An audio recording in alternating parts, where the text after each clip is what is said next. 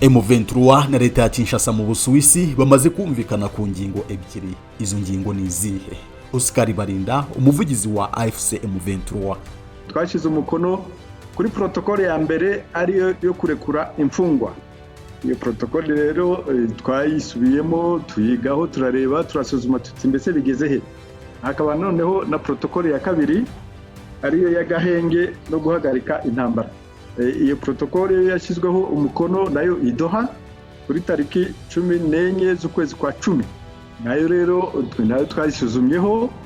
Oscar Barinda, umuvugizi wa AFC M23, avuga ko muri ibi biganiro impande zombi zabanje gusuzuma ibyo zari zarumvikanyeho mu biganiro biheruka by'umwaka ushize ku ngingo ebyiri arizo kurikura imfungwa, agahenge no guhagarika intambara. Izo ngingo zombi ntizirubahirizwa kuko nk'imirwano n'ibitero byarakomeje ku butaka, buri ruhande rugashinja urundi ko ari rwo rubitangiza. Ibiganiro by'amahoro hagati ya Kinshasa na M23 bishingiye ku ngingo cyangwa se protocols 8. Ibi byumvikanisha ko hakiri inzira ndende ngo bagere ku kumvikana kuzuye. Ariko Barinda we ashimangira agira ati bizajya mu ngiro ni haba ubushake ku mpande zose. Oscar Barinda, umuvugizi wa AFC M23, turaza kumwumva mu kiganiro kirambuye. Turaje byose tubirambure mu kanya gato, ntimujye kure ya Open Mic TV.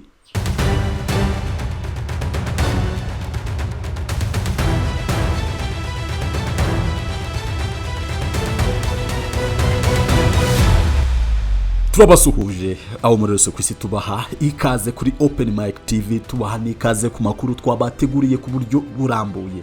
Amakuru twabateguriye ibiganiro bya mbere bibereye i Burayi, i Montreux mu Busuwisi, hagati y'umutwe wa AFC M23 na leta ya Kinshasa, bigeze aho impande zombi zimaze kumvikana ku ngingo cyangwa se protokole ebyiri nk'uko umuvugizi w'uwo mutwe abivuga. Intumwa za leta ya Repubulika Demokarasi ya Kongo zagiye ziyobowe na Sumbusita Mambo, naho iza AFC M23 zari ziyobowe na Benjamin Mbonimpa. Oscar Barinda, umuvugizi wa AFC M23, mu kiganiro yagiranye na BBC yavuze ko muri ibi biganiro impande zombi zabanje gusuzuma ibyo zari zarumvikanyeho mu biganiro biheruka by'umwaka ushize ku ngingo ebyiri arizo: iya mbere kurekura imfungwa, iya kabiri n'agahenge no guhagarika intambara. Izo ngingo zombi ntizirubahirizwa kuko nk'imirwano n'ibitero byarakomeje ku butaka, buri ruhande rugashinja urundi ko ari rwo rubitangiza. Oscar Barinda yakomeje avuga ko iyo ngingo yo guhagarika imirwano yatinze kujya mu bikorwa kuko hagombaga gushyirwaho itsinda ryo kugenzura ako gahenge, ariko byafashe igihe kirekire cyane. Yavuze ko ubu bongeye kubaka iryo tsinda bushyashya risanzwe rizwi nka Expanded Joint Verification Mechanism EJVM. Yongeraho ko ubu rizaba ririmo umubare ungana w'abantu ba leta n'aba AFC M23. Kugeza ubwo twateguraga iyi nkuru, uruhande rwa leta ya Kinshasa ntacyo rwari rwagatangaje ku biganiro birimo kubera mu Busuwisi. Ibiganiro by'amahoro hagati ya Kinshasa na M23 bishingiye ku ngingo protokole 8, ariko hamaze kuganirwaho no kumvikana ku ngingo ebyiri gusa. Ibyumvikanisha ko hakiri inzira ndende ngo bagire ku kumvikana kuzuye. Umva ikiganiro Oscar Barinda, umuvugizi w'abarwanyi ba AFC M23, ibyo yaganiye na BBC. Aravuga ibyo bisaba byose kugira ngo bijye ku murongo. Ibyo turi kuganira ubundi iyo inama nka ziriya zitumiwe, tubanza gusuzuma ibyagezweho, ibyo twumvikanye mu gihe cyashize nyine. Mu gihe cyashize mu kwezi kwa 9 k'umwaka ushize wa 2025 twashize umukono kuri protokole ya mbere ariyo yo kurekura imfungwa. Iyo protokole rero twayisubiyemo, tuyigaho, turareba, turasuzuma tuti mbese bigeze he. Dusanga mu ruhande rwacu rwa AFC M23 hari ikintu kinini twakoze yuko tumaze kurekura abasirikare bagera ku 8,000 tubahereza leta. Aho icyo gihe abacu twatanze liste tuyiha CICR, na n'ubu nta n'umwe urarekurwa. Bangana gute bari kuri iyo liste mwabahaye? Bari 700 barenga gake 700 kandi n'abantu b'abasivile. Ego komeza bari kutubwira ibintu nyamukuru birimwo. Rero iyo yari protocole ya mbere, hakaba noneho na protocole ya kabiri ariyo y'agahenge no guhagarika intambara. Iyo protocole yashyizweho umukono nayo idoha kuri tariki 14 z'ukwezi kwa 10. Nayo rero nayo twayisuzumyeho, aba ni intambwe igaragara yuko twavugaga icyo gihe, twavuga ko nyuma y'iminsi 7 gusa hazashyirwaho itsinda ryo kugenzura no kubahiriza ako gahenge, ko iryo tsinda ryashyirwaho. Byafashe igihe rero kirekire cyane ku buryo no munsi w'ejo ibyo twashyizeho umukono bijyanye n'iryo tsinda. Iryo tsinda rero naryo byabafashe igihe kugira ngo bongere baryubake bushyashya, habaye amanama iriya muri za Zambia nahehe. Ubu ngubu mbese ako kanama kari tayari, JVM iri tayari, nayo yari mu biganiro ejo. Twumvikana rero ku mikoranire yuko harimo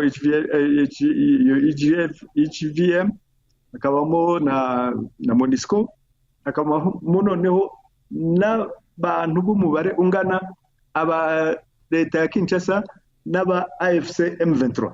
None ibiri muri ano masezerano bitubwiye n'ibindi kumbure bizoja mu ngiro ryari? Nyine nibyo mubwira ko byatindijwe n'ibintu byinshi, akenshi habamo n'ubushake buke, bw'uko nari mvuze muri ibi byo kurekura imfungwa, bigaragara ko hari uruhande rufite ubushake buke. Kenshi rero dukunze kumva yuko ibyo mwumvikanye mugenda mwagirizanya kutabyubahiriza, leta ikagiriza uruhande rwanyu, namwe uruhande rwanyu rukagiriza leta. Ubu hari icyizere yuko ibi byo bigiye kuja mu ngiro? Bizajya mu ngiro nihaba ubushake ku mpande zose. Hanyuma uretse ivyo, ibiganiro biriko birabera muri Suisse nk'ubu bigeze intambwe mumaze gushika ko ni yahe? Ibi biganiro bifite protocole 8. Kuri izo 8 rero tumaze kuganira no kumvikana kuri protocole 2. Ubu rero abariko baratwumviriza bavuge buti intambwe isigaye iracari ndende, kuko protocole 2 ku 8 byumvikana yuko intambwe ikiri ndende. Hajemo ubushake nk'uko nabikubwiye, ibintu byakwihuta, ubushake bw'impande zombi. Uburasirazuba bwa Repubulika ya Demokarasi ya Kongo bukungahaye ku mutungo kamere buhana imbibi n'u Rwanda, bwagiye burangwamo intambara mu gihe cy'imyaka irenga 30, nubwo igenda ihagarara ikongera ikubura. M23 ishinjwa gufashwa n'u Rwanda yongeye gufata intwaro mu mpera za 2021. Kuva icyo gihe hagiye hasinywa amasezerano atandukanye yo kurangiza intambara no kugarura amahoro, ariko kugeza ubu intambara ntiyigeze ihagarara, nubwo Perezida wa Amerika Donald Trump yakunze kuvugira mu ruhame ahantu hatandukanye ko yarangije intambara y'u Rwanda na Kongo. Mu ntangiriro za 2025 AFC M23 yafashe imijyi ikomeye ya Goma na Bukavu mu buryo bwihuse nyuma y'ibitero byasize bihitanye ubuzima bw'ibihumbi by'abaturage, ibindi bihumbi byinshi by'abaturage barahunga. Nubwo leta ya Kinshasa ishinja leta y'u Rwanda gufasha umutwe wa M23, Kigali nayo ishinja Kinshasa gukorana n'umutwe wa FDLR urwanya ubutegetsi bw'u Rwanda. U Rwanda rufata umutwe wa FDLR nk'umutwe w'iterabwoba ugizwe n'abasize bakoze jenoside yakorewe abatutsi mu 1994.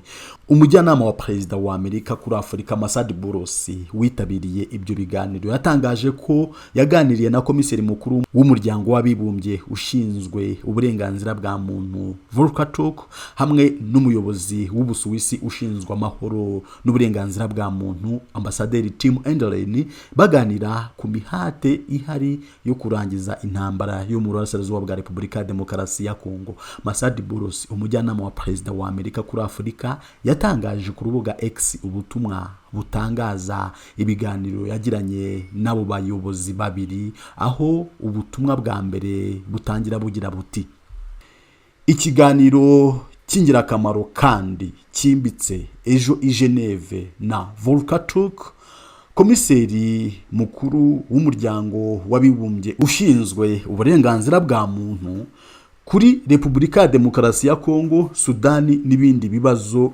by'uburenganzira bwa muntu. Twaganiriye ku bikenewe byihutirwa mu muhate w'ibikorwa byo kugabanya imvururu muri Repubulika ya Demokarasi ya Kongo no gushyigikira ihagarikwa ry'imirwano muri Sudani, mu gihe tuzirikana ku ngaruka nini z'ibi bibazo mu karere. Nishimiye ubufatanye bukomeje bw'ishami ry'umuryango w'abibumbye ryita ku burenganzira bwa muntu n'uruhare rw'ingenzi rifite mu kugenzura, gutanga raporo no guteza imbere ubutabera. Biracyari ingenzi cyane kwemeza ko abakora amahano babiryozwa kandi ko ingamba zose zishyirwa mu bikorwa zigira uruhare mu mahoro arambye, umutekano no kurinda abasivile. Masad Boulos yatangaje ubundi butumwa ku rubuga X bugaragaza ko yagiranye ibiganiro n'umuyobozi w'Ubusuwisi ushinzwe amahoro n'uburenganzira bwa muntu Tim Endlane, aho yagize ati: inama y'ingirakamaro kandi ishimishije na Ambasaderi Tim Endlane, umuyobozi w'Ubusuwisi ushinzwe amahoro n'uburenganzira bwa muntu. Twagiranye ibiganiro byimbitse ku nzego nyinshi z'ubufatanye bw'ibihugu byombi, cyane cyane ku biganiro birimo gukorwa n'imihate y'amahoro muri Repubulika ya Demokarasi ya Kongo, Sudani n'ahandi. Ndashimira amahirwe yo kwifatanya natwe mu biganiro bihuza Repubulika ya Demokarasi ya Kongo na M23 mu Busuwisi, kandi twerekanye ko dushimira uruhare rukomeye rw'Ubusuwisi n'imihate ihoraho mu guteza imbere ibiganiro no gushyigikira imyanzuro y'amahoro. Dutegereje gukomeza ubufatanye bwacu mu gushyigikira amahoro arambye n'ituze mu karere. Turabashimiye rero, reka dusoreze hano aya makuru. Dushimiye abantu mwese mwaduhaye umusanzu wa subscribe, dusaba abatarabikora namwe kubikora kugira ngo ibyo ducisha hano bizajye bageraho gatanu ku kandi. Nta kindi bisaba no gukanda munsi ya video handitse subscribe. Ukihakora urabona akazogera kitwa bell icon, nako ugakoreho. Ibyo ducisha hano bizajya bigugeraho uko tubikoze. Nta kindi rero, turabashimiye, mukomeze kugira amahoro y'Imana. Murakarama.